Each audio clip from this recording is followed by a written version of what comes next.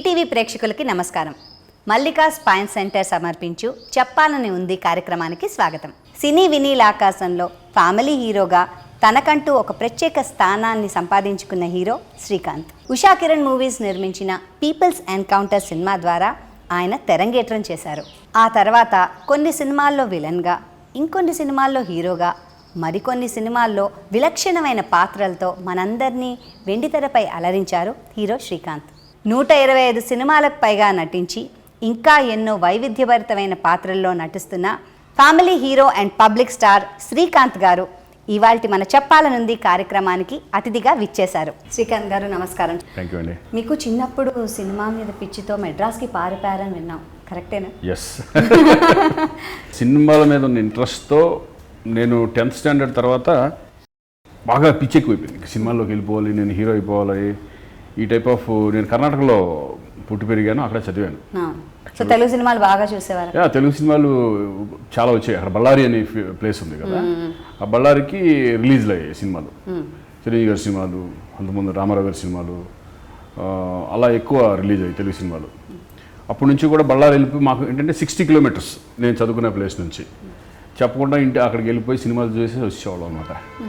అలా ఏంటంటే సినిమా మీద బాగా ఒక ఇంట్రెస్ట్, సినిమాల గురించి మాట్లాడుకోవడం, ఫ్రెండ్స్ ఒక్కొక్కళ్ళు హీరోలు, ఒక్కొక్కరు కొంతమంది మా హీరో అనుకో ఉంటుంది కదా అప్పుడు ఆ టైంలో. అలా నేను ఒక చిరంజీవి గారి అభిమాని, ఫ్యాన్. అక్కడ నుంచి ఏంటంటే ఒక డిస్కషన్ అట్లా వచ్చి దాని మీద ఒక రకమైన వెళ్ళిపోవాలి సినిమాల్లోకి, నేను యాక్ట్ చేయాలి అనే కోరిక బలంగా ఉండిపోయింది. దాని తర్వాత నేను ఇంటర్ ధారవాడ అని కర్ణాటక యూనివర్సిటీ ధారవాడలో ఇంటర్కి జాయిన్ అయ్యాను. అది కూడా సైన్స్ తీసుకున్నాను. అక్కడికి వెళ్ళేప్పటికి మాకు ఏం అర్థమయ్యేది కాదు. ఫస్ట్లో స్టార్టింగ్ ఏంటంటే బిగినింగ్ కదా, అప్పటి వరకు ఒక విలేజ్ టైప్ ఆఫ్ స్కూల్స్ అట్లా ఉండేది. సరే అక్కడికి వెళ్ళిన తర్వాత కొన్ని రోజులు జస్ట్ 2-3 మంత్సే ఉన్నాను నేను. దాని తర్వాత సడన్గా ఇంక బాగా కోరిక ఎక్కువైపోయి ఇంకేం చేయాలో తెలియక ఒకరోజు డబ్బులు ఇంటికి వచ్చి మా నాన్న అమౌంట్ ఇచ్చాడు, ఒక 4,000 ఎంతో. అది తీసుకుని ధారవాడ వెళ్ళి ఇమ్మీడియట్గా మళ్ళీ హుబ్లీ నుంచి డైరెక్ట్ మెడ్రాస్ ట్రైన్ ఎక్కేసాను. చెప్పలా, మా ఫ్రెండ్స్కి తెలుసు, 2-3 తెలుసు. ఏంటంటే నేను ఇంట్లో చెప్పొద్దు, నువ్వు నేను హీరో అయిన తర్వాత చెప్దాం తర్వాత అట్లా అదే అంటే అప్పటికి మెచ్యూరిటీ కూడా ఏముండేది కాదు కదా. అలా మెడ్రాస్ పారిపోయాను. అది పారిపోవడం అనుకుంటాం, మరి వెళ్ళిపోవడం అంతే, పారిపోవడమే లెక్క. అలా మెడ్రాస్ వెళ్ళిపోయి దాదాపు ఒక 4 days 3 days అక్కడే ఉన్నాను నేను. మెడ్రాస్ సెంట్రల్ దగ్గర ఒక హోటల్స్, అప్పుడంతా మరక మంచాల రూములు అంటారు కదా, లాడ్జిల్ లాగా ఉండి దాంట్లో దిగి. అంటే అప్పట్లో మనకి సితారా, జోచిత్ర అనేది బాగా ఫేమస్. ఎక్కడెక్కడ షూటింగ్లు జరుగుతున్నాయి, చిరంజీవి గారి షూటింగ్ ఎక్కడ జరుగుతుంది, మెరీనా బీచ్లో జరుగుతుంది, ఏవిఎం స్టూడియోలో ఏం జరుగుతుంది, అలా అనుకుని ఒక్కొక్క ప్లేస్ ఒక్కొక్క రోజు వెళ్ళి తిరిగి ఒక డిసప్పాయింట్గా వచ్చేవాడిని. ఏవిఎం స్టూడియోకి వెళ్తే లోపలికి అలౌ చేయలేదు. లేదు నేను హీరో అయిపోతుంది, నేను యాక్టర్ని, అది ఇది అని ఈ టైప్లో చెప్పుకొని లోపలికి అలౌ చేయలేదు. ఒక 3 days బాగా అంటే టెన్షన్, అంటే ఆ టైంలో ఒక మెంటల్ లాగా అయిపోయింది అనమాట. ఇక ఆలోచించాను. అప్పుడే సిస్టర్కి ఫోన్ చేశాను, విజయవాడలో ఉంటారు సిస్టర్కి ఫోన్ చేసి ఇట్లా వచ్చాను నేను, ఇదే అవుదాం అనుకుంటే పిచ్చిగా వద్దు నువ్వు ఇట్లా అసలు అమ్మాయిలు బాధపడతా. అప్పటికే తెలిసిపోయింది ఇంట్లో. తెలిసిపోవడం, వాళ్ళు ధారవాడ వెళ్ళడం, వాళ్ళ ఫ్రెండ్స్ అంతా చేయడం, ఇంట్లో ఊళ్ళో విలేజ్లో ఎలా ఉంటుంది, మీ వాడు పారిపోయాడంట, ఎందుకు పనికిరాడు వాడు, అంతేడు, చదువుకు రాదు, ఈ టైప్లో స్టార్ట్ అయింది. సరే ఇంక నేను చేసి 3 days తర్వాత ఇంక వద్దు, మనకి ఇది చాలా కష్టంగా ఉంది, ఇది కాదు కరెక్ట్ రూట్ అని చెప్పేసి మళ్ళీ వెనక్కి వచ్చేసాను.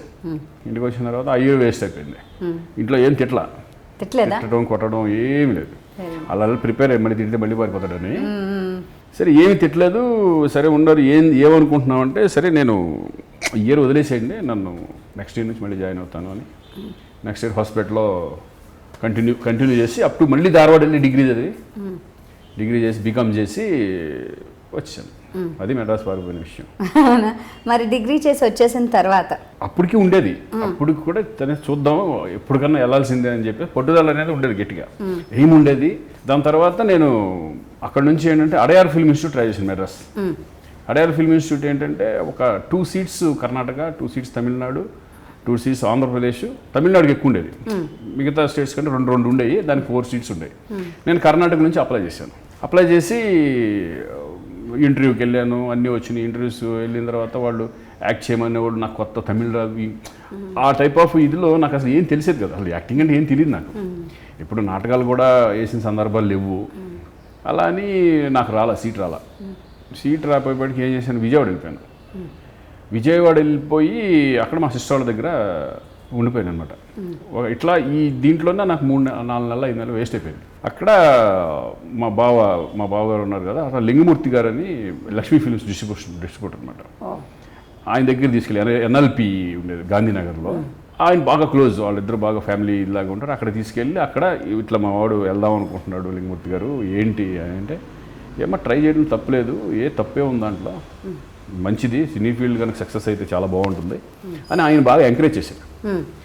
ఎంకరేజ్ చేయడం, ఇంక రోజు వెళ్ళి అక్కడ కూర్చునేవాడిని, ఇంకా సినిమాల గురించి ఆ డిస్కషన్, మెల్లగా చిన్న నాలెడ్జ్ లాంటి తీసుకుని, అప్పుడు మధుసూదన్ రావు గారు మధు ఫిల్మ్ ఇన్స్టిట్యూట్ హైదరాబాద్లో మా అదే సుబ్రహ్మణ్యం గారు అని ఆయన ద్వారా ఒక లెటర్ రాయించుకొని మధుసూదన్ రావు గారి దగ్గరికి వచ్చాను. అప్పటికి 5 నెలలు 6 నెలలు అయిపోయింది. వచ్చి ఇట్లా చూపించి, సార్ ఈ 6 నెలల్లో ఉన్న జస్ట్ అబ్జర్వేషన్ కోసం ఉంటాను, నెక్స్ట్ ఇయర్ జాయిన్ అవుతాను మీ దాంట్లో అని చెప్పేసి చెప్పడం. ఆయన మా బాబాగారు ఫోన్ చేయడం, ఆయన ఫోన్, సరేలే బాబు అయితే ఈ 6 నెలలు నువ్వు డైలీ వచ్చి సరదాగా అబ్జర్వ్ చేస్తూ ఉండు. అప్పుడు ఏంటంటే పూరి జగన్నాథ్ వీళ్ళంతా ఆ బ్యాచ్.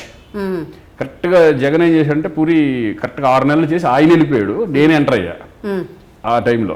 సరే 6 నెలలు అలా రోజు వెళ్ళేవాడిని, అబ్జర్వ్ చేసేవాడిని. అలా 3 నెలల తర్వాత వాళ్ళు మెల్లగా నేను వాళ్ళల్లో ఇంక్లూడ్ అయిపోయి వాళ్ళతో పాటు ఇచ్చేయడం, డ్యాన్సులు చేయడం, మళ్ళీ షూట్ చేయడం, ఇవన్నీ చూసిన తర్వాత ఫైనల్గా, వద్దమ్మా నువ్వు ఇక నెక్స్ట్ ఇయర్ అక్కర్లేదు, ఇక మేమేమి ఇవ్వం కదా, ఎనఫ్ నువ్వు ట్రై చేసుకో బయట, ఒకవేళ వస్తే కనుక బాగుంటుంది.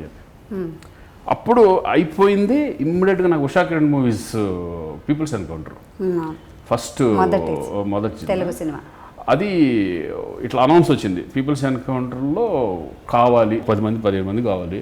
అనౌన్స్మెంట్ రాగానే ట్రై చేద్దాం, ఏముంది పోయేదే ఉంది అని చెప్పి అప్పుడు ఆల్బమ్ తయారు చేసుకొని నేను వెళ్ళడం జరిగింది. అక్కడ మాకంటే సీనియర్స్, నేను 7th బ్యాచ్ యాక్చువల్గా మధు ఫిల్మ్ ఇన్స్టిట్యూట్. మాకంటే సీనియర్స్ చాలామంది ఉన్నారు. దగ్గర చూస్తే లైన్గా ఒక దగ్గర 50 మంది ఉన్నారు. ఓరు నాయన, మనం ఇప్పుడు వచ్చాము, వీళ్ళు ఏమో ఎప్పటి నుంచి ఉన్నాడు సీనియర్స్, మనకు రాదు అనుకున్నట్టే వెళ్ళాను నేను. అక్కడ అట్లూరు రామారావు గారు ఉన్నారు. రామారావు గారు ప్లస్ మోహన్ గాంధీ గారు ఇంటర్వ్యూ వచ్చారు, కూర్చారు. లోపలికి వెళ్ళాను. ఏమో ఏంటి, ఏం చేశాను ఇట్లా మధు ఫిల్మ్ ఇన్స్టిట్యూట్లో, ఇట్లా జెన్యున్గా చెప్పేశాను. నేను ఫుల్ డిప్లొమా ఫినిష్ చేయాలి, బట్ 6 నెలలు నేను అక్కడే ఉండి అన్నీ చేసుకున్నాను. సరే అట్టయితే నువ్వు నీ ఇష్టం ఏదైనా చెయ్యి అంటే మీరు చెప్పండి ఎట్లా అని. సరే అక్కడ నుంచి నడుచుకురా, ఇక్కడ నుంచి ఎమోషనల్గా చూడు అయ్యి అని కొన్ని చెప్పడం, చిన్న డైలాగులు చెప్పడం అని చేసి, సరే అమ్మా ఫోన్ పిలిపిస్తాను, ఇట్స్ గుడ్ అని చెప్పేసి పంపించాను. అప్పటికీ నమ్ముకోలేదు, అందరూ ఉన్నారు కదా. అది వెళ్ళిన తర్వాత జస్ట్ ఒక 1 మంత్కి అట్లా నాకు ఫోన్ కాల్ వచ్చింది. ఎదురుగుండా ఎవరో చాముండేస్తున్నారు. ఆయన్ని పీపీ దానిలాగా పెట్టుకునేవాడు. ఫోన్ నెంబర్ వస్తే వాళ్ళ నెంబర్ ఇవ్వడం. ఆపోజిట్లో రామకృష్ణ టవర్స్లో నేను ఉండేవాడిని, రూమ్ తీసుకుని, అపార్ట్మెంట్ తీసుకుని. అక్కడికి వెళ్ళంగానే, లేదమ్మా ఇట్లా సెలెక్ట్ అయ్యావు నువ్వు అని చెప్పేసి ఒకసారి రా అది ఇది అని చెప్పి ఫోన్ వచ్చింది. ఉషా కిరణ్ మూవీస్ నుంచి. అమ్మాయి సెలెక్ట్ అయిపోయినా నమ్మబుద్ధి అలా. సరే వెళ్ళిన తర్వాత మొత్తం డేట్లు అయ్యి లేదు, ఫలానా అప్పటి నుంచి సెప్టెంబర్ నుంచి షూటింగ్ స్టార్ట్ అవుతుంది, నువ్వు చేస్తున్నావు అంటే ఏ క్యారెక్టర్ కూడా తెలియదు నాకు, చేస్తున్నావు అంతే, ఏంటి అనేది కూడా అడగల, సబ్జెక్ట్ ఏంటంటే వెయిటింగ్. ఓకే, అంత హ్యాపీ. పేపర్లో పడింది శ్రీకాంత్ పీపుల్స్ ఎన్కౌంటర్లో అని. ఊరిల్లి గోల చేసా అక్కడ ఫ్రెండ్స్ అందరికీ గోల చేసి పాటించి ఈ టైప్ ఆఫ్ అంత ఎంజాయ్మెంట్. ఫస్ట్ సినిమా ఎక్స్పీరియన్స్ ఉంటుంది. అంటే నమ్మలేకపోయాం, కానీ వెళ్ళేటప్పుడు తెలిసింది నా క్యారెక్టర్ ఏంటని. ఊరిని మేనేజర్ ఉన్నారు, వెంకటేశ్వర అని మేనేజర్ ఉంటారు అనమాట. మీ క్యారెక్టర్ ఏంటో తెలుసా, ఏంటండి పీపుల్స్ మన నక్సలైట్ లీడర్ అని చెప్పారు.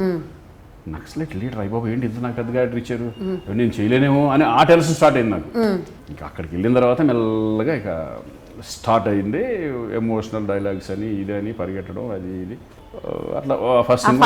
ఫస్ట్ షూట్ అన్నది ఎప్పుడు గుర్తుంటుంది కదా మనకి. 1990 సెప్టెంబర్ 3rd ఫస్ట్ అరకు వ్యాలీలో షూటింగ్ అనమాట. అరకులో చేసాము. అది కూడా కాంబినేషన్ పోలీస్ ఇన్స్పెక్టర్ అంటే చరణ్ రాజు నేను కాంబినేషన్ చేశాను. దాని డైలాగ్ కూడా ఫస్ట్ డైలాగే మంచి తూర్పు నుంచి పడమరకి, పడమర నుంచి తూర్పుకి మార్చింగ్ చేస్తూ పహారా కాస్తున్న సూర్యులు మా వాళ్ళు, ఎదురెడితే మాడిపోతావు. ఈ డైలాగ్ గుర్తు చేశారు. తెలుగు సినిమాల్లో మీరు ఎలాంటి పాత్ర వచ్చినప్పటికీ అన్నిటినీ చక్కగా చేతులారా తీసుకుని బాగా నిలదొక్కుని ఒక హీరోగా ఈనాటికి ఉన్నారు. మొట్టమొదట్లో ఇలా స్టార్ట్ అయినప్పుడు మీకు ఎదురైన అనుభవాలు? అంటే బిగినింగ్లో ఇప్పుడు కూడా హీరో అవుదామని వచ్చాను, హీరో అయిపోదామని. తర్వాత ఏమైందంటే పీపుల్స్ ఎన్కౌంటర్ తర్వాత మధురానగర్లో చేశాను. నలుగురు హీరోలో ఒక హీరో చేశాను నేను, చిన్న, రియాజ్ ఖాన్ అండ్ రవి చేశాం. దాని తర్వాత నాకు 5-6 నెలలు నాకు ఏ క్యారెక్టర్ ఏది రాట్లా, ఏ ఆఫర్స్ రాట్లా, ఏంటో తెలీదు. చేసేసాను, సినిమా హిట్ అయింది, రాట్లా. అప్పుడు నాకు సీతారత్నం గారు అబ్బాయి వచ్చిందనమాట, విలన్ క్యారెక్టర్. అది విలన్ క్యారెక్టర్ వచ్చేప్పుడు ఇదేంటి మనం హీరో అనుకున్న తర్వాత విలన్ వచ్చింది ఏంటి అనేది ఉన్న తర్వాత ఆలోచించాను మళ్ళీ. అప్పుడు కూడా ఏదంటే ఫస్ట్ ఇండస్ట్రీలో నిలబడడం ముఖ్యం, ఇండస్ట్రీలో ఉండటం ముఖ్యం ఫస్ట్. మనం తర్వాత చూద్దాం ఏదైనా. ఫస్ట్ మనకు వచ్చిన అవకాశాన్ని సద్వినియోగం చేసుకోవడం చాలా బెటర్. ఎందుకంటే వెనకాల బ్యాక్గ్రౌండ్ లేదు, మనల్ని పెట్టి హీరో ఉన్నాడు కదా అని మనల్ని పెట్టి సినిమా తీసేవాళ్ళు లేరు. అప్పుడు ఆలోచించి దానికి యాక్సెప్ట్ చేసాను విలన్గా. అందరూ కొంతమంది అన్నారు అదేంటి విలన్ చేస్తే నీకు మొత్తం విలనే అవుతారు అని. అలా ఏ ఉండదు, పెద్ద పెద్దవాళ్ళు చాలామంది విలన్ చేసి వచ్చినవాడు ఇవన్నీ ఉంటాయి కదా మనకు తెలిసింది. ఇవన్నీ ఆ కాన్ఫిడెన్స్ ఒకటి ఉండేది. అలా సీతారత్నం గారి పై నుంచి కంటిన్యూగా ఆల్మోస్ట్ 13 సినిమాల వరకు విలన్ చేశాను నేను. పెద్ద ఫిల్మ్స్ అన్నీ, ప్రెసిడెంట్ గారు పెళ్ళాం, మా అబ్బాయి గారు, కొండపల్లి రాజా, ఇలా అన్ని ఫిల్మ్స్ చేసుకుంటూ వచ్చేవాడు. కరెక్ట్గా తమ్మారెడ్డి భరద్వాజ్ గారు నన్ను బ్రేక్ చేశారు అక్కడ. నువ్వు విలన్ వద్దు, నువ్వు హీరో చేస్తాను, మొత్తం అన్ని సినిమాలు ఆప్ చేసేయి, నేను 1/2 అనే ఫిల్మ్ ద్వారా నీకు హీరోని చేస్తానని చెప్పి. సార్ అందరూ ఇలాగ అంటారండి, వద్దండి మీరు అన్ని యాప్ చేస్తే మళ్ళీ నాకు మొత్తం పోతాను నేను అనేవాడు. నేను లేదు నువ్వు ఉండు చెప్తాను నీకు ఎందుకు అని చెప్పేసి అట్లా అది ఆప్ చేసేసి అన్ని మొత్తం 1/2 దగ్గర నుంచి మళ్ళీ కెరీర్ హీరోగా స్టార్ట్ అయింది. భగవంతుడి దైవం ఏంటంటే స్ట్రగుల్ ఎక్కువ పడలా. స్ట్రగుల్ ఇన్ ది సెన్స్ అంటే బాధపడిపోయి ఎందుకు వచ్చాను ఇండస్ట్రీకి అయిపోయాను కాదు, ఆ దాంట్లో ఆ ఊపులో వెళ్ళిపోయాడు నేను. ఏదొస్తే అది తీసుకుని అంతే, దాని ముందు ఫిల్ ఇన్ ద బ్లాంక్స్ అంతే చేసుకుంటూ వెళ్ళిపోయేవాడిని. అలా అది నన్ను హీరో చేసింది. అప్పుడు తమ్మారెడ్డి భారద్వాజ్ గారు ఇచ్చిన సినిమా 1/2. ఇంకా అక్కడ నుంచి తర్వాత దొంగ రాసుకెళ్ళు, తర్వాత నాకు పెద్ద బ్రేక్ ఆమె ఫిలిం ఒక రకంగా పెద్ద సక్సెస్ ఫిలిం. 1/2 సక్సెస్ అయినా కూడా తర్వాత తాజ్మహల్, తర్వాత పెళ్లి సందడి, ఇక 96 పెళ్లి సందడి వచ్చింది. ఇంకా అక్కడి నుంచి మీకు అందరికి తెలిసిందే. ఇక నేను కంటిన్యూగా చేసుకుంటూ ఆల్మోస్ట్ ఇప్పుడు 135 ఫిలిమ్స్ ఎంత అయింది. ఆమె తర్వాత ఆమె కూడా అక్కడే దొరికారు కదా. అంతేగా, ఆమె అప్పుడే దొరికింది. సో దాని గురించి అంటే ఫస్ట్ ఫిల్మే తను ఫస్ట్ ఫిల్మే నేను హీరోగా చేశాను. అప్పటి నుంచి తను పరిచయం, అంటే పోస్ట్ స్టార్గానే చూసాం మామూలుగా జనరల్గా. అప్పుడు పెద్ద బట్ తను మెంటాలిటీ కానీ ఇది కానీ సరదాగా మాట్లాడుకున్న ఒక ఫ్రెండ్లీగా అట్లా స్టార్ట్ అయింది.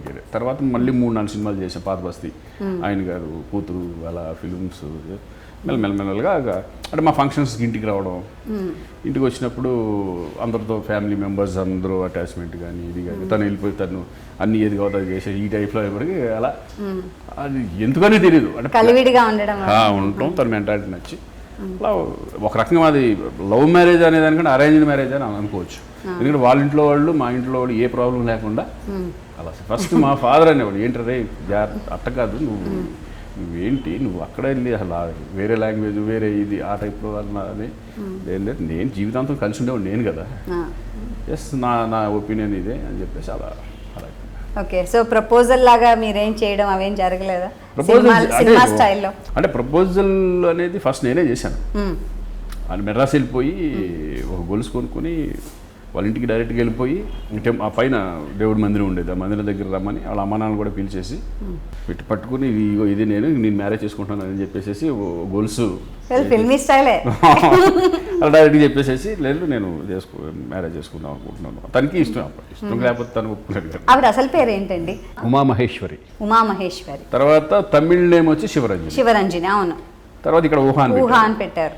ఇక్కడంతా ఇప్పుడు మేమంతా ఉమామహేశ్వరే ఉమా అని. పెళ్లి సందడి ఒక వేవ్ సృష్టించిన సినిమా 96లో. అది చాలా మంది చాలాసార్లు చూడడం, మళ్ళీ అది రీమేక్ కూడా మీ అబ్బాయితోనే అవ్వడం. సో ఆ పెళ్లి సందడి తర్వాత మీ హవా ఎలా నడిచింది? ఇంకా పెళ్లి సందడి అంతకుముందే తాజ్మహల్ హిట్ అవ్వడం, తాజ్మహల్ కూడా పెద్ద హిట్. తర్వాత పెళ్లి సందడి అనేది నేను అసలు అది కూడా ఎక్స్పెక్ట్ చేయలేదు. సడన్గా ఒకసారి రాఘవేంద్ర గారు నాయుడు గారిని కలిసి ఇట్లా తాజ్మహల్ హీరో ఉన్నాడు ఎలా చేస్తున్నారు ఏంటి ఆ టైప్ ఆఫ్ ఎంక్వైరీ చేయడం, లేదు బాగుంది అని తర్వాత సినిమా హిట్ అవ్వడం. అప్పుడు నన్ను మీట్ అవ్వడం, ఇట్లా పెళ్లి సందడి అని చేస్తున్నాం, అరవింద్ గారు, దత్తు గారు పెద్ద ప్రొడ్యూసర్లు, ఓ పక్కనేమో రాఘవేంద్ర గారు పీక్ ఆయన. అటువంటిది ఏంటంటే మనలాంటి వాళ్ళకి ఎలా వస్తుంది అవకాశం అనే ఫీలింగ్లో కూడా ఉండేది. వెళ్ళాం ఊరిని ఏంటంటే అది అనేది అంటే ఇట్లా అనుకుంటున్నాను, శ్రీకాంత్ నువ్వు చేయలేమా సూపర్ అండి అంతే ఇట్లా క్యాజువల్గా వెళ్ళిపోయింది. అలా పెళ్లి సందడి చేయడం జరిగింది. ఇక అది ఎంత పెద్ద బ్లాక్ బస్టర్ అనేది రాఘవేంద్రరావు గారు అనేప్పటికీ ఏంటంటే చాలా సరదాగా ఉంటుంది ఆయన. సెట్లో కానీ ప్లస్ బయట కానీ ప్రతి ఒక్క ఆర్టిస్ట్ రెస్పెక్ట్ కానీ అందరు చిన్నోళ్ళ దగ్గర నుంచి పెద్ద హీరో వరకు ఒకటే టైప్ ఆఫ్ మెంటాలిటీ ఆయన. అందరితో బాగుంటారు ఆయన. ఆ ఉద్దేశంతో నాకు తెలుసు. అక్కడ నుంచి తర్వాత పెళ్లి సందడి తర్వాత నేను అడిగామండి, సార్ ఇంత పెద్ద hit block buster trend shutter ఈ ఫిలిం తర్వాత నాకు ఇంకా మళ్ళీ మరిద్దరు కాంబినేషన్ ఏంటండి అని. ఒకటే అన్నారు, అంటే ఇంత పెద్ద హిట్ అయింది కాబట్టి ఇప్పుడు మన ఇద్దరు చేసే కాంబినేషన్ ఇంకా పెద్ద హిట్ అయ్యి ఆలోచిస్తారు కాబట్టి ఆ టైప్ ఆఫ్ సబ్జెక్ట్ దొరకట్లేదు కాబట్టి మనం చేయట్లేదు అన్నది. అన్నీ కాబట్టి సరే సార్ నో ప్రాబ్లం, అది గుర్తుగా ఉండిపోతుందండి నాకు పెళ్లి సందడి అనేది లైఫ్లో అని చెప్పేసి అలా చేసాం. పెళ్లి సందడి ఎంత సంచలనాత్మక హిట్ అంటే ఇండియా టుడే అనే ఒక నేషనల్ మ్యాగజైన్లో మీది కవర్ పేజ్లో వచ్చింది. అంటే అప్పట్లో సౌత్ ఇండియా నుంచి స్పెషల్లీ మన తెలుగు వాళ్ళది ఫోటో అక్కడ రావడం అనేది చాలా అరుదైన విషయం, చాలా సెలబ్రేషన్ చేసుకునే విషయం. నాకు సినిమా హిట్ అవ్వగానే చాలా ఇంగ్లీష్ ఛానల్స్ అవి మొత్తం అంతా మీద పెట్టి చాలా అవాయిడ్ చేసేవాడు నేను. ఎందుకంటే నాకు కొంచెం లో ప్రొఫైల్ ఇష్టం. తర్వాత ఇండియా టుడేలో అది అంటే నిజమా కళ ఏంటని మనకు తెలియదు. అప్పుడే కదా నేను బిగినింగ్ స్టేజ్లోనే ఉన్నాను. నేను ఒకసారి పెళ్లి సందడి అంత బ్లాక్ బస్టర్కి కన్ఫ్యూజన్ అంటే ఏం చేయాలి ఏం చేయకూడదు. బట్ నేను అప్పుడు కూడా ప్లానింగ్లో ఉండేవాడిని కాదు. నిజంగా ఇప్పుడున్న జనరేషన్ ప్లానింగ్స్ కనుక అప్పుడు ఉండుంటే మాకు వేరేగా ఉండేది. ఇప్పుడు ఈ పెళ్లి సందడితో పాటు కంటిన్యూ 4-5 సినిమాలు ఒప్పేసుకున్నాను నేను. అలా ఒప్పుకుంటూ అలా వెళ్ళిపోయేవాడిని. ఎప్పుడైతే కనుక నేషనల్ ఛానల్స్ ఇవన్నీ వచ్చి ఇది వచ్చారో ఇక నాకు ఏం తెలియదు. హిందీ కూడా ఆఫర్లు వచ్చినాయి. దండం పెట్టేసి వద్దు మనకి హిందీ ఫిలిమ్స్ ఏమొద్దు, ఇక్కడ చాలా నాకు హ్యాపీగా ఉన్నాను నేను అని చెప్పుకుని అవి వదిలిన సందర్భాలు కూడా ఉన్నాయి నాకు అప్పట్లో. ఆ టైంలో ఆల్మోస్ట్ 13-14 సినిమాలు విలన్ పాత్ర చేసి హీరోగా అంటే మీలో కూడా ఒక ట్రాన్స్ఫర్మేషన్, మీలో కూడా ఒక అండర్స్టాండింగ్, ఆ పాత్రలోని చేంజ్ ఇవన్నీ కూడా రావాలి. అది ఎలా ఇంకల్కేట్ చేసుకున్నారు మీలో మీరు? అంటే బిగినింగ్లో ఏంటంటే నేను క్యారెక్టరైజేషన్ ప్రకారం డైరెక్టర్ని బట్టి ఇప్పుడు నేను ఎక్కువ పెళ్లి సందడి తర్వాత ఎక్కువ సినిమాలు చేసింది ఈవి గారు కృష్ణారెడ్డి గారు కాంబినేషన్స్. కంటిన్యూగా ఒక్కొక్కళ్ళ డైరెక్షన్లో 10 సినిమాలు 11 సినిమాలు అట్లా ఇంది అయింది అని అది అంటే ఆలోచించుకునే టైం ఉండేది. అన్ని ఫ్యామిలీ సబ్జెక్ట్స్ అంటే క్యారెక్టర్గా ఒక డిఫరెంట్గా చేద్దాం అనేది అన్ని అప్పట్లో సక్సెస్ఫుల్ కాబట్టి అలా వెళ్ళిపోయారు. అది ఫ్యామిలీ ఓరియంటెడ్ ఫిలిమ్స్. అప్పుడు ఆమె, తాజ్మహల్, పెళ్లి సందడి, వినోదం, ఎగ్రే పవర్మ, ఆహ్వానం, తాళి ఇలా కంటిన్యూస్గా ఆల్ సూపర్ హిట్స్ వెళ్తాను. మాకు ఏం అర్థం అంటే ఆలోచన మనం ఇంకా దాన్ని పెంచేసుకుని మనం ఇది ఉండేది కాదు, ఇవి చేసుకుంటూ వెళ్ళిపోయేవాళ్ళం అంతే. అలా ఇయర్లీ 9-10 మూవీస్ అలా కొట్టుకుంటూ వెళ్ళిపోయేవాళ్ళం. డే అండ్ నైట్స్ టైం ఉండేది కాదు. అలా చేసుకుంటూ వెళ్ళాను నేను. మీరు చిరంజీవి గారు ఫ్యాన్ అని చెప్పారు చిన్నప్పుడు, మరి అదే చిరంజీవి గారితో పనిచేసే అవకాశం వచ్చింది. అప్పుడు ఎలా అనిపించింది? ఎంత హ్యాపీ అంటే అప్పుడు శంకర్దాదా ఎంబీబీఎస్ అప్పుడు నన్ను ఫస్ట్ ఎవరెవరిని అనుకుంటారు, నాకు శ్రీకాంత్ చేస్తాడని తెలియదు కదా. ఒకరోజు ఊరినే కూర్చొని ఇంట్లో కూర్చున్నప్పుడు అన్నయ్యతో పాటు అన్నయ్య ఆ క్యారెక్టర్ ఎవరు చేస్తున్నారు, సర్క్యూట్ క్యారెక్టర్ ఉంది కదా ఎవరు చేస్తున్నారు అని ఇట్లా అనుకుంటున్నావు, ఎవరెవరో అనుకుంటున్నావు, చేస్తావా అది ఇంకా అంతకంటే కావాల్సింది ఏంటన్నయ్య నాకు ప్లీజ్ అన్నయ్య అని బట్టి అనేపాటికి సరే అట్టయితే చూద్దాం అండు చెప్తానులే అన్నారు. తర్వాత అప్పుడు ఇంకొక 3-4 డేస్ తర్వాత కిరణ్ అర్జెంట్ రా శ్రీకాంత్ నీతో మాట్లాడాలని చెప్పి పిలిచిన తర్వాత ఈ సర్క్యూట్ క్యారెక్టర్ నువ్వు ఉంటే బాగుంటుంది అంటున్నారు చిరంజీవి గారు అందరూ. అమ్మ ఎగిరికి అంతేసాం ఇంకా. అంటే ఆయనతో కలిసి చేయడం అనేది ఒక డ్రీమ్ లాగా ఉంటుంది కదా. ఎంతైనా అభిమాను ఫ్యాన్గా ఆయన ఇన్స్పిరేషన్తో వచ్చాను యాక్చువల్గా కదా, ఇండస్ట్రీకి రావడమే ఆయన ఇన్స్పిరేషన్. అది అటువంటిది ఆయన పక్కన చేయడం అనేది నిజంగా వెరీ వెరీ హ్యాపీ. ఆ టైంలో అసలు ఎంత హ్యాపీగా ఉండేవాడు అంటే అంత ఆయన ఎట్లా ఇంప్రొవైజేషన్ చేయడం కానీ, ఆయన టైమింగ్ కానీ, ఆయన ఎంటర్టైన్మెంట్ చేసే విధానం కానీ ఒక గొప్ప ఎక్స్పీరియన్స్. చాలా నేర్చుకోవచ్చు ఆయన దగ్గర. అంతా చేసినంతసేపు ఇది నిజంగానేనా అనే ఫీలింగ్ వచ్చేది నాకు. కానీ అక్కడ ఆన్లైన్ కెమిస్ట్రీ చాలా బాగా వర్కౌట్ అయింది, చాలా న్యాచురల్గా అనిపించింది. ఎక్కడ అంతే కదా, ఆ క్యారెక్టర్ కూడా ఏంటంటే ఒక బ్రదర్ లాగానే, ఎంత శిష్యుడు, ఒక శంకరదాసు ఒక శిష్యుడు లాంటి అనుకు ఉండేవాడు, అది ఒరిజినల్గా లేకపోతే ఆ బాండింగు ఇది రాదు. అది బాగా చేయొచ్చు, పర్ఫార్మెన్స్లు చేసేసుకోవచ్చు, బట్ ఒరిజినల్గా కొన్ని ఉంది కాబట్టి ఇంకా బాగా పండింది క్యారెక్టర్. ఖడ్గం ఇంకో లెవెల్లో ఉంటుంది, అదొక different kind of film and మనందరికీ ఒక దేశభక్తిని పెంపొందించే ఫిల్మ్. అలాంటి సినిమాలు మీరు చాలా చేశారు and out of the box సినిమాలు కూడా చేశారు కొన్ని. ఆపరేషన్ దుర్యోధన అండ్ అందులో మీరు నగ్నంగా రావడం అన్నది ఒక సెన్సేషన్ క్రియేట్ అయింది. సో అలాంటి ఎక్స్పెరిమెంట్స్ కూడా మీరు చేశారు అన్న పేరు కూడా మీకు ఉండిపోయింది ఇండస్ట్రీలో. నాకు ఇష్టం అండి, జనరల్గా కొన్ని డిఫరెంట్ క్యారెక్టర్స్ చేయడం కూడా చాలా ఇష్టం నాకు. అంటే అవకాశం ఇప్పుడు బిగినింగ్లో అంతా ఫ్యామిలీ ఫ్యామిలీ ఫ్యామిలీ అన్నది వెళ్ళిపోయింది, కానీ డిఫరెంట్ వేరే క్యారెక్టర్స్ రాలి ఒక రకంగా. తర్వాత ఎప్పుడైతే ఖడ్గం అనేది కృష్ణవంశీ పిలిచి ఇట్లా ఖడ్గం అనుకుంటున్నారా నువ్వు, రవితేజ అండ్ ప్రకాష్ రాజు ఈ క్యారెక్టర్ ఇది అది అనేవాడు. ప్రొడ్యూసర్ ఫస్ట్ అగ్నెస్ట్ చెప్పాడు, శ్రీకాంత్ సాఫ్ట్ ఫ్యామిలీ హీరో, అతని ఉద్దేశం అది. ప్రొడ్యూసర్ ఉద్దేశం కూడా ఏంటంటే శ్రీకాంత్ సాఫ్ట్ అయిపోతాడు కదా, అంత ఎప్పుడు చూడలేదు శ్రీకాంత్ నా లెవెల్లో, ఇటువంటి క్యారెక్టర్ తీసుకెళ్ళి శ్రీకాంత్కి ఇవ్వడం ఏంటని ప్రొడ్యూసరు అడ్డుపెట్టడం. మేమంతా కూర్చొని నా ఎదురుగా మొహం మీదే చెప్పాడు, వంశీ నువ్వు తప్పు చేస్తున్నావు, శ్రీకాంత్ నువ్వేమనుకోవద్దు, నీ కరెక్ట్ కాదు ఇది, చెప్పినా వింటలేదు వంశీ, అది మీరు తెలుసుకోండి, నేనైతే రెడీ వంశీ, ఐఎమ్ రెడీ అని చెప్పేసా. చెప్పగానే వంశీ ఏమనంటే లేదు నేను శ్రీకాంత్తోనే చేస్తాను, ఒకవేళ నీకు వద్దంటే చెప్పు నేను వేరే ప్రొడ్యూసర్తో వెళ్ళిపోతాను అన్నాడు. నాకు శ్రీకాంతే కావాలి అని పట్టుపడాడు. ఎందుకంటే నాకు తెలుసు పాత బస్తీ అనే సినిమాలో నేను ఒకరోజు షూటింగ్కి వెళ్ళినప్పుడు ఆ ఎమోషన్స్ నాకు కావాలి, అది ఆడలో ఉన్నాయి, నేను చేయించుకోగలను అన్నాడు. ఇంకా అప్పుడు సరే మీ ఇష్టం ఎట్లయితే బట్ అని చెప్పేసి ప్రొడ్యూసర్ కూడా ఇంకేం మాట్లాడలేదు. అలా ఖడ్గం స్టార్ట్ అయింది. ఖడ్గం తర్వాత చాలామంది అన్నారు నువ్వు కొంచెం వెయిట్ చెయ్యి, ఏ సినిమాలు ఒప్పుకోవద్దు, కొంచెం తెలిసిన వాళ్ళు. ఖడ్గం వచ్చింది ఈ లోపల 4 సినిమాలు ఒప్పేసుకున్నా. పెళ్ళాం ఊరు వెళ్తే పెళ్ళాం ఊరు వెళ్తే అనేది ఒక డిఫరెంట్ టైప్ ఆఫ్ కామెడీ, ఇంకో 3 సినిమాలు సైన్ చేసేసాను. ఇది పెద్ద హిట్ అయింది. హిట్ అయిన తర్వాత నాకు అవకాశాలు వేరేగా ఉంటాయిగా, కానీ అవి కొన్ని వదులుకున్నాను నేను, పెద్ద సినిమాలు కూడా వదులుకున్నాను, ఎందుకంటే ఈ కమిట్ అయిపోయాను కదా అని. అప్పుడు ఏంటంటే కమిట్మెంట్ అంటే కమిట్మెంటే, ఇంక ఇవన్నీ ఎంత పెద్ద సినిమా వచ్చినా కూడా చేసేవాళ్ళం కాదు. ఈ సినిమా తర్వాత ఇది ఈ డేట్లు ఇచ్చేసేవాళ్ళం, ఆ డేట్స్లోనే చేసుకుంటూ వెళ్ళిపోయేవాళ్ళం. అలా కొన్ని నష్టపోయాను ఒక రకంగా. ప్లానింగ్ అంటే ముందు ఇది ఇచ్చేసాం మొహమాటంగా. మొహమాటం అంటే ఇది నాకు ఆ డేట్లు కావాలి, భలే ఎవరు చేస్తానండి, నో ప్రాబ్లం అంటాం. అలా కమిట్ అయిపోయి అలా కొన్ని తర్వాత నుంచి మిస్ కొట్టుకుంటూ వచ్చేసింది అంతా. కొన్ని మహాత్మా 100th మూవీ, అది కూడా మంచి హిట్, అది మంచి పేరు వచ్చిన సినిమా. అంటే పేర్లు కాదు, బట్ నాకు ఏంటంటే పెద్ద ఇప్పుడు ఆఫర్స్, ఒక ఎమోషనల్ క్యారెక్టర్స్, ఒక కమర్షియల్ క్యారెక్టర్స్ అలా వచ్చినాయి. మిస్ అవ్వకుండా ఆల్రెడీ మళ్ళీ ఫ్యామిలీ సబ్జెక్టులోకి వెళ్ళిపోవడం, చిన్న సినిమాల్లోకి వెళ్ళి ఆల్రెడీ కమిట్ అయిపోయి ఈ టైప్లో అయిపోవడం, ఆ చిన్న కన్ఫ్యూషన్ అలా చేసుకుంటూ పోయాం అంతే.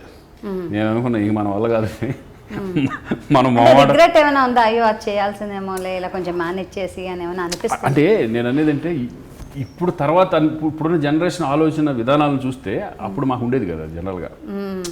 ఇప్పుడు ఈ హీరోలు నిజంగా కరెక్ట్ అప్పుడు మనం తప్పు చేసాం కదా అనేది ఇప్పుడు అనిపిస్తూ ఉంటుంది. ఆ టైంలో మనకి అది ఉండేది కాదు. విశ్వనాథ్ గారితో మీరు చేసిన సినిమా వండర్ఫుల్, అలాంటి పెద్ద డైరెక్టర్తో నాకు ఒకేసారి ఒకటే టైంలో పడినాయి నాకు. బాపు గారు రాధాగోపాల్, అలాగే స్వరాభిషేకం విశ్వనాథ్ గారిది, మళ్ళీ వంశీ గారిది నేమో దొంగరావుడు అని పార్టీ. అంటే ఆయన చాలా మంచి డైరెక్టర్ ఆయన.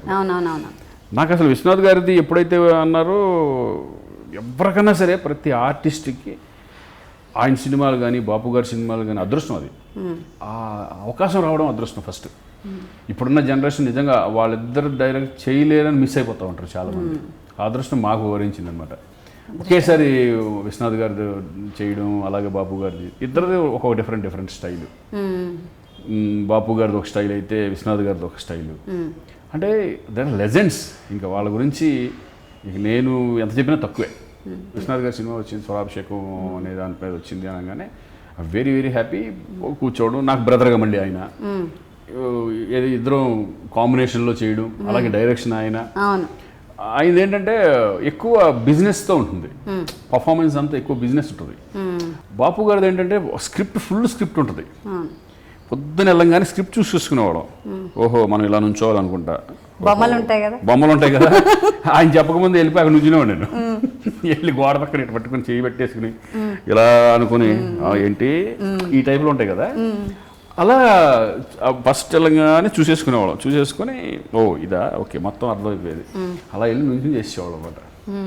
ఎప్పుడు ఆయన ఫుల్ ఎంటర్టైన్మెంట్, బాగా చిన్న ఎటకారని జోక్స్ భలే ఉంటాయని, చిన్న టప్ అన్న. చిన్న ఎగ్జాంపుల్ ఏంటంటే, కెమెరాకి రైట్ లుక్ చూడమన్నప్పుడు నేను రైట్ లుక్ చూస్తే, అమ్మా నీ ఫేసు మరీ అంత స్ట్రైట్ నాకు అక్కర్లేదమ్మా, ఆడియన్స్ కూడా అక్కర్లేదు, కొంచెం ఇటు తిరుగు అనేవాడు. భలే ఫన్నీగా ఉంటుంది. నేను 2 సినిమాలు చేశాను బాబు గారితో. అదే మరి శ్రీరామరాజ్యంలో మళ్ళీ లక్ష్మణుడిగా వచ్చింది, అది కూడా ఈ సినిమా వెంటనే. దీని తర్వాత మళ్ళీ రావడం బాలకృష్ణ గారితో, ఫస్ట్ టైం నేను బాలకృష్ణ గారితో చేయడం. సూట్ అవుతానా లేదా, ఎలా ఉంటుంది ఏంటి అని. బట్ కాన్ఫిడెన్స్ నాకు అంతకుముందు యమగోళ మళ్ళీ మొదలైంది, ఈ టైప్ ఆఫ్ చేశాను కదా, ఆ భాష కానీ ఇది కానీ దాని మీద కొంచెం తెలిసిండేపటికి వెరీ హ్యాపీ. అందులో బాపు గారు ఉన్నారంటే అన్ని ఒలిసి ఇస్తారు కదా డైలాగులన్నీ, ఈజీగా అయిపోయింది. అది అవార్డ్స్ విషయానికి వచ్చేసరికి, ఒక ఆర్టిస్ట్కి పని చేస్తూనే ఉంటాం, అది పక్కన పెడితే ఒక అవార్డు వచ్చి ఒక రికగ్నిషన్ వస్తే ఆ తృప్తి వేరేగా ఉంటుంది. Extra bonus correct. సో అలా తెచ్చిన ఇక్కడే ఉన్నాయి కూడా. అందులో ఒకటేమో నాది, ఒకటేమో తంది ఉమాది. ఆమెకి ఫస్ట్ సినిమాకి నంది అవార్డు వచ్చింది. నాకు మాకు ఫిల్మ్కి మహాత్మా దానికి వచ్చింది, విరోధి అనే ఫిల్మ్ దానికి వచ్చింది. నాకు స్పెషల్గా మహాత్మా దానికి స్పెషల్ జ్యూరీ వచ్చింది. నాకు రామ్ చరణ్కి ఇద్దరికి ఒకే స్పెషల్ జ్యూరీ ఇచ్చారనమాట అప్పుడు. అది నంది అవార్డులో. అలాగే ఇంకా సైమా అవార్డ్స్ అని అవన్నీ ఇంకా మిగతా అవార్డ్స్. మీరు కో యాక్టర్స్తో యాక్ట్ చేసినప్పుడు మీకు వచ్చిన అనుభవాలు అంటే, రకరకాల వాళ్ళతో చేశారు, చిరంజీవి గారి దగ్గర నుంచి రవితేజ గారి. నేను ఫస్ట్ నుంచి కూడా మీరు అబ్జర్వ్ చేశారు లేదు, బిగినింగ్ నుంచి కూడా నేను హీరోగా ఫుల్గా ఉన్నప్పుడు కూడా నేను ఇటువంటి అన్ని చేసుకుంటూ వచ్చాను క్యారెక్టర్. Multi star. నేను హీరోగా ఉన్నప్పుడే డూప్గా చేశాను, తెలుసా మీకు అది?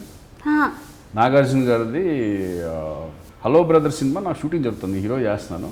సడన్గా కోఆర్డినేటర్ వచ్చాడు, ఈవి గారు అర్జెంట్గా రమ్మన్నారు అని. వెళ్ళేపటికి ఏంటంటే నాగార్జున గారు బాత్ టబ్లో, నాగార్జున గారు ఈ ఆపోజిట్ ఒకటే, ఇద్దరు కలిసి ఉంటుందన్నమాట. సేమ్ హైట్, నాగార్జున గారు నేను సేమ్ హైట్ కదా, ఫిజిక్ కూడా సేమ్ అలా ఉండేదన్నమాట. అనేపటికి లేదు ఇట్లా ఉంది నువ్వు చేయగలవా, మరుసటి రోజు నా షూటింగ్ హీరోగా ఆఫ్ చేసేసి వెళ్ళి డూప్గా చేశాను సరదాగా. అంటే ఫ్రెండ్లీగా వెళ్ళి ఫుల్ డే బాత్టబ్లో నేను నాగార్జున గారు డూప్గా చేసి అలా చేశాను. దాని తర్వాత నేను చాలా మందితో, మన హీరో అయిన తర్వాత వెంకటేష్ గారితో, అలాగే చిరంజీవి గారితో అట్లా చేయడం జరిగింది. అలాగే మళ్ళీ తర్వాత రామ్ చరణ్, బన్నీ, నెక్స్ట్ జనరేషన్లో వాళ్ళతో. అలాగే నేను ఇద్దరు హీరోలుగా నేను వేణు, నేను జగత్ బాబు, నేను నవీను, అట్లా అందరితో సరదాగా చేసుకుంటూ వెళ్ళిపోవడం అంతే. అంటే నాకు సోలోగా వెళ్ళిపోదాం, మనం ఒకవేళ వీళ్ళు చేస్తే కనుక మన కెరీర్ ఏమన్నా అవుద్దా, ఈ ఆలోచన ఉండేది కాదు నాకు. వచ్చింది బాగుందా చేసేద్దాం. కాంట్రవర్సీస్ కానీ లేకపోతే ఎనీ సెన్సేషనల్ న్యూస్లో కానీ అస్సలు రారు.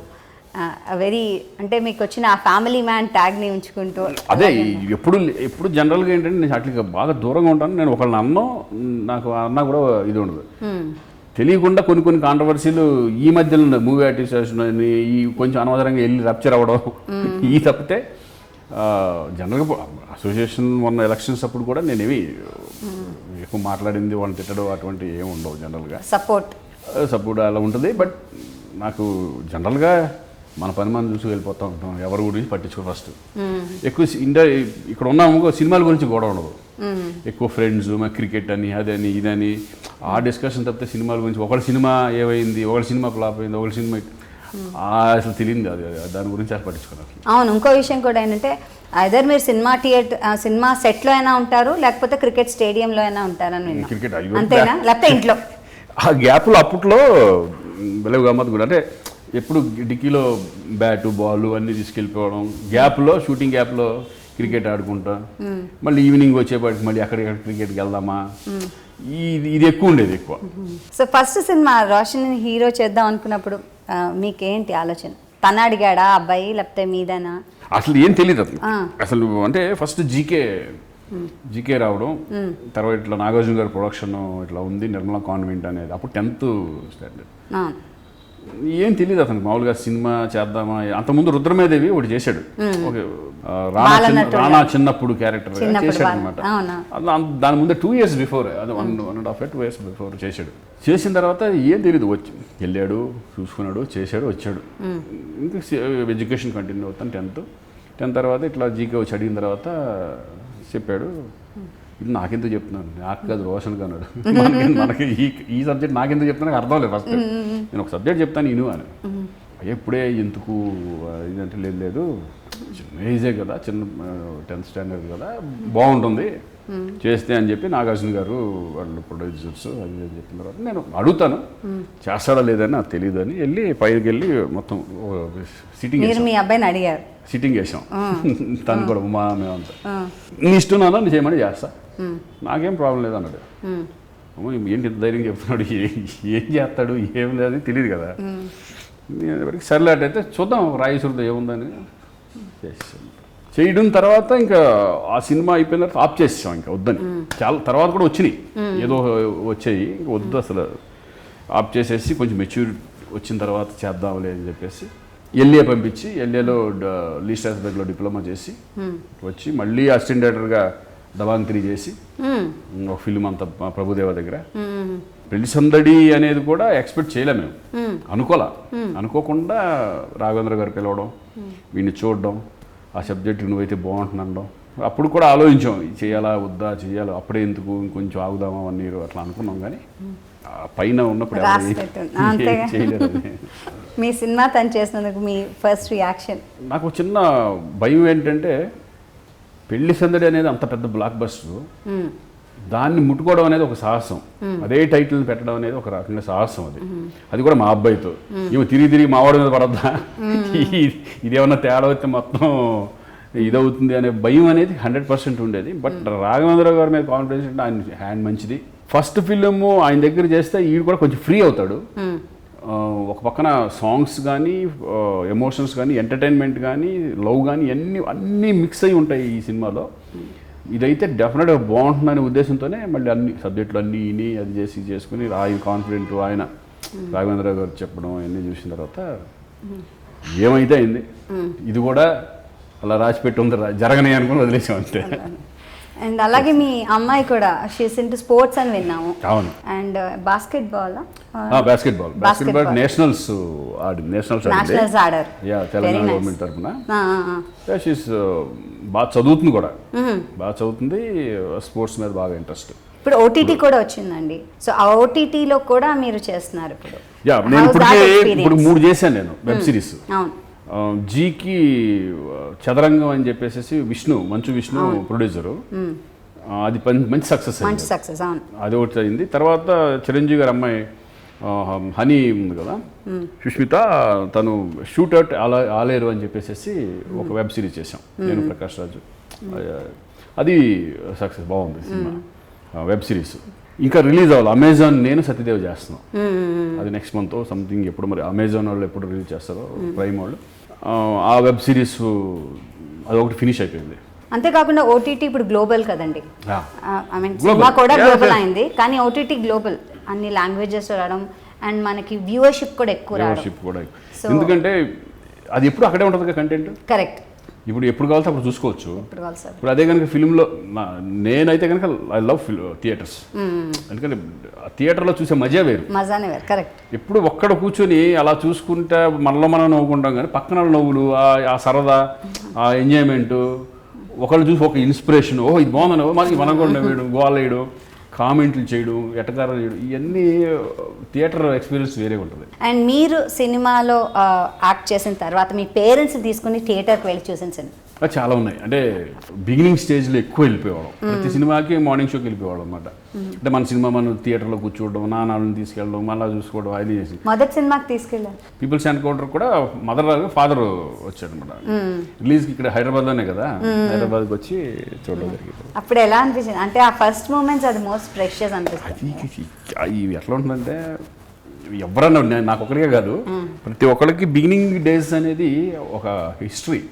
అంటే ఆ తలుచుకుంటూ ఉంటే మనకు ఆ ఎనర్జీ లెవెల్స్ వేరేగా ఉంటాయి అన్నమాట. అవన్నీ ఇప్పుడు మనం ఇంత ఫెయిల్యూర్స్లో ఉన్నా కూడా మనం వెనక్కి తిరిగి చూసుకుని మన సక్సెస్లు అవన్నీ చూసుకుంటే సక్సెస్లు కొట్టేస్తాం కదా, ఫెయిల్యూర్ ఉంటే ఇంకోసారి కొట్టుకుని ఆ టైప్లో వచ్చేస్తుంది అనమాట. అంటే న్యూట్రల్ లైఫ్ వచ్చేస్తుంది. పెళ్లి సందడి, ఆపరేషన్ దుర్యోధన, ఆహ్వానం 3 చూస్తే కనుక 3 డిఫరెంట్ జానర్స్లో మీరు యాక్ట్ చేశారు, డిఫరెంట్ క్యారెక్టర్స్.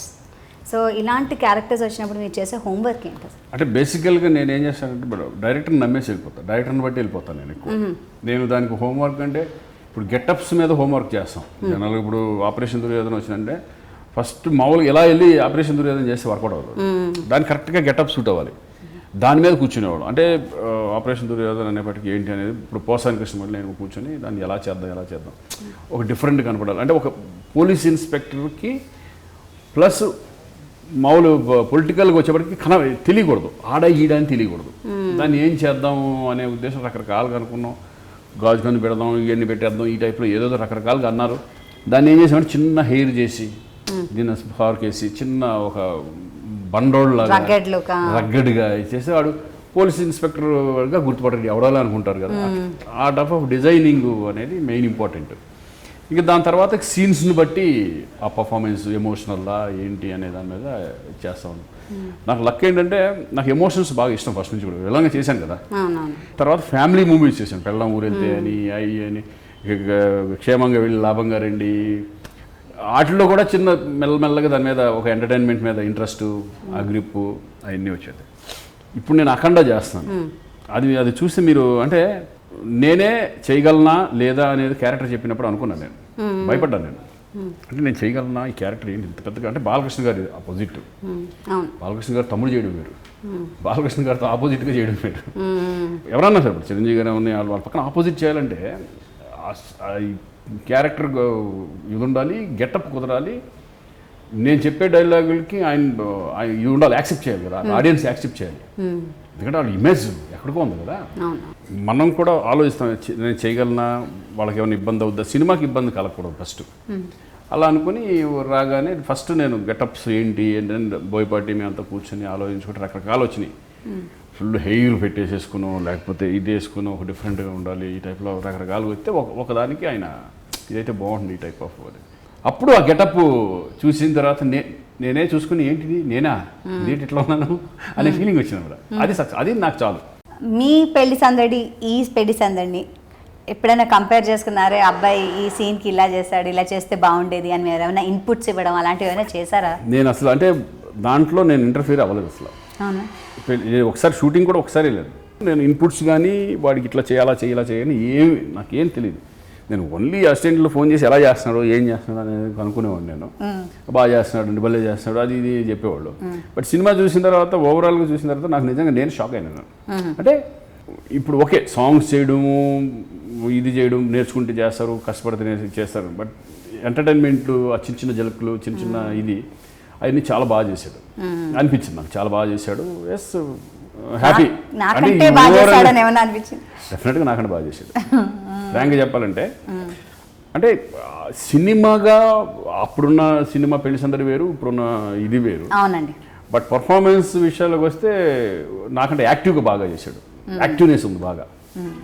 నేను ఎవరు చెప్తాను, నువ్వు ఎన్నైనా సరే ఎమోషనల్ సీన్స్ నాకు కొట్టలేమంటాను నేను. అన్నారా? ఒకసారి నేను చెప్తా ఉంటాను ఎమోషనల్ సీన్స్ చాలా అంటే కొన్ని న్యాచురల్గా ఉండాలి అలా చెప్పేవాడు. చిన్న టిప్స్ చెప్పేవాడు. ఇంకోటి డిక్షను, కొన్ని పదాలు అంటే వాళ్ళు ఈ జనరేషన్లో ఏంటంటే వాటి మీద కొంచెం పట్టు తక్కువ కదా. పెళ్ళి అనమంటే పెళ్ళి అట్లా చిన్న వర్డ్స్ ఉంటాయి, అవి కరెక్ట్గా చెప్పి చేయించుకుంటే ఆటోమేటిక్గా వచ్చేస్తారు. రోషన్ మీరు కలిసి సినిమాలో యాక్ట్ చేయడం మేము చూడొచ్చా? డెఫినెట్గా చూడొచ్చు నేను ఫ్యూచర్లో. అది చేయకుండా ఎందుకుంటాం. ఏదో టైంలో ఏదో సబ్జెక్టు దాన్ని బట్టి ఉంటుంది కదా. 100% ఏదో టైంలో చేస్తాం. సెలబ్రిటీ క్రికెట్ లీగ్ క్రికెట్ దాంట్లో you are one of the members. CCL నేను కాదు, విష్ణు ఇందూరి వాళ్ళది. బట్ ఏంటంటే బిగినింగ్ అంతా మేమందరం ఫ్రెండ్సే. యాక్చువల్గా క్రికెట్ మ్యాచ్ స్టార్ట్ చేసింది మేమంతా మూవీ అసోసియేషన్లో, చిరంజీవి గారు అలా అతను విష్ణునే చేశాడు అవన్నీ. మేమంతా ఆర్గనైజేషన్ లాగా పెట్టుకొని ఇంకా హ్యూజ్గా వెళ్ళిపోదాం ఇది కాదు అని చెప్పేసి మేమిద్దరం డిస్కస్ చేసుకోవడం. తమిళనాడు, కర్ణాటక, కేరళ ఇవన్నీ కలిపి ఒక చేస్తే బాగుంటుంది అని ఒక ఐడియా రావడం. అలా సీసీఎల్కి ఆయన విష్ణు వాళ్ళు చేసుకోవడం జరిగింది.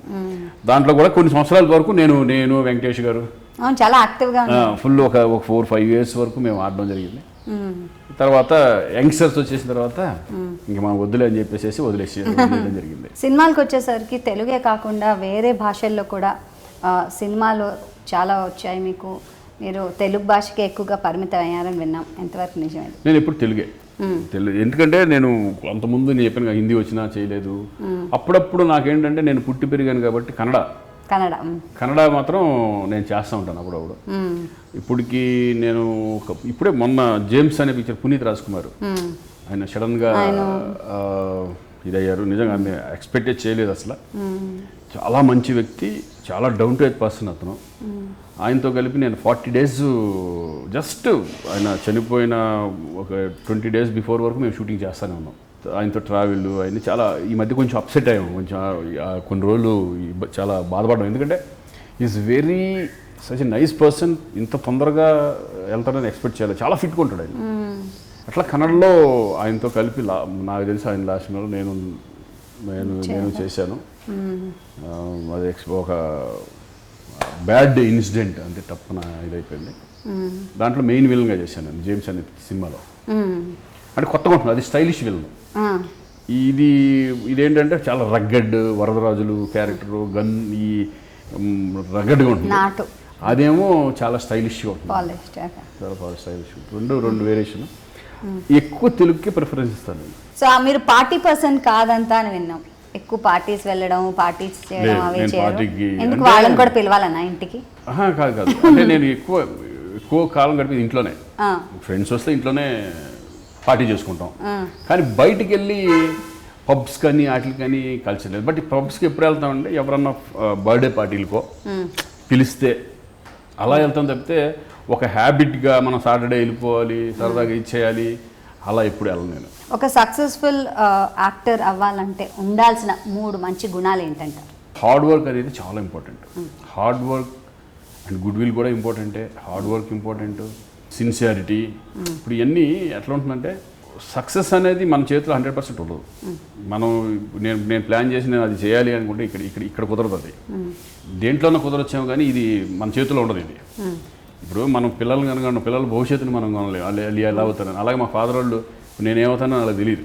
అంటే ఇక్కడ వచ్చిన తర్వాత ఏంటంటే ఈ ఎస్పెషల్లీ సినీ ఫీల్డ్ ఏంటంటే హార్డ్ వర్క్ అనేది చాలా, సిన్సియారిటీ అండ్ హార్డ్ వర్క్ అనేది చాలా ఇంపార్టెంట్. సక్సెస్ వచ్చేసిన తర్వాత దాన్ని నిలబెట్టుకోవడం చాలా కష్టం. ఆ నిలబెట్టుకునే విధానంలో ఇటువంటి హార్డ్ వర్క్ అని సిన్సియారిటీ అని చక్కగా అట్లా చేసుకుంటూ వెళ్తే ఆటోమేటిక్గా మనకి ఫెయిట్ అనేది కూడా తోడైతే ఎట్లా ఉంటాం. ఇన్ని పాత్రలు పోషించిన మీరు ఇప్పటికి కూడా ఇలాంటి పాత్ర వస్తేనే వెలగదీయాలి, రావాలి నాకు ఇలాంటిది అని అంటే ఇప్పుడు మనం సినిమాలు చిన్నప్పటి నుంచి ఎంతో సినిమాలు, సీనియర్ సినిమాలు అన్నీ చూసుకుంటూ వచ్చాము. అంటే ఈ టైప్ ఆఫ్ క్యారెక్టర్ చేయాలి, ఈ టైప్ ఆఫ్ చేస్తే బాగుంటుంది అనేది కొన్ని ఉంటాయి. ఎందుకంటే ఇప్పుడు శ్రీకృష్ణుడి క్యారెక్టర్ రామారావు గారు చేసిన కానీ చేయలేము, చేస్తే అనేది ఉంటుంది కదా. అటువంటి డెఫినెట్గా కొంచెం ఉంటాయి. మైథలాజికల్ అంటే ఇష్టం నాకు బాగా. అటువంటి క్యారెక్టర్లు చేస్తే భలే ఉంటుంది, మనకి ఇప్పుడున్న జనరేషన్గా ఇది లేదే అనే ఫీలింగ్ వస్తూ ఉంటుంది. మిమ్మల్ని ప్రొడ్యూసర్స్ హీరో అని అంటూ ఉంటారు.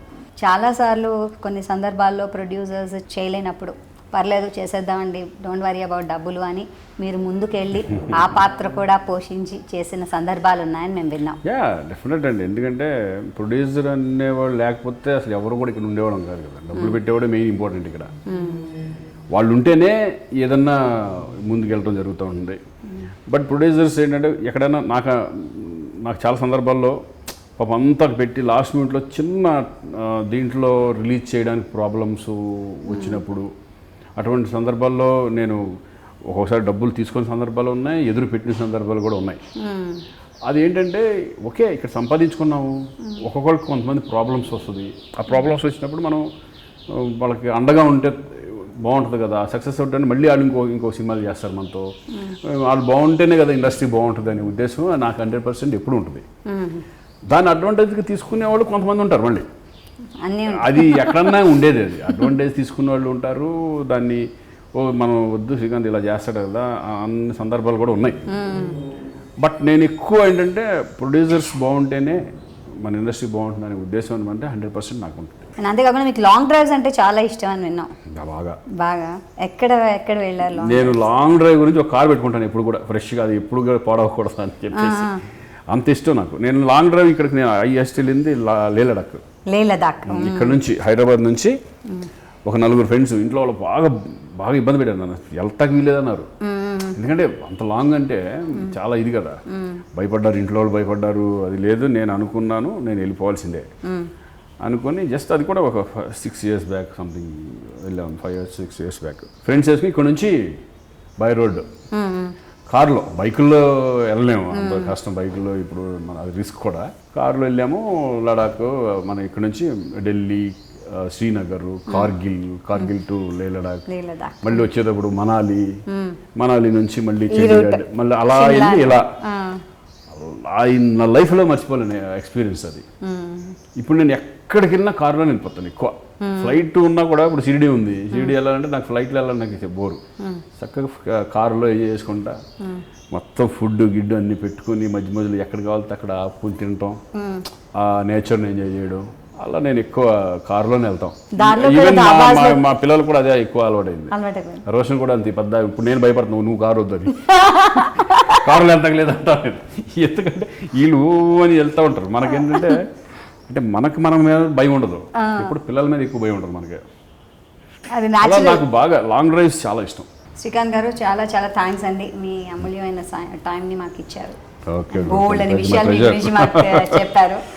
అండ్ ఇలాగే మీరు ఇంకెన్నో పాత్రలు చేస్తూ మా అందరినీ ఎంటర్టైన్ చేస్తూ ఉండాలి. మీ అబ్బాయితో కూడా చేయాలని మేము వెయిట్ చేస్తున్నాం. For wishes. All the best to you. Good luck to you. Thank you అండి.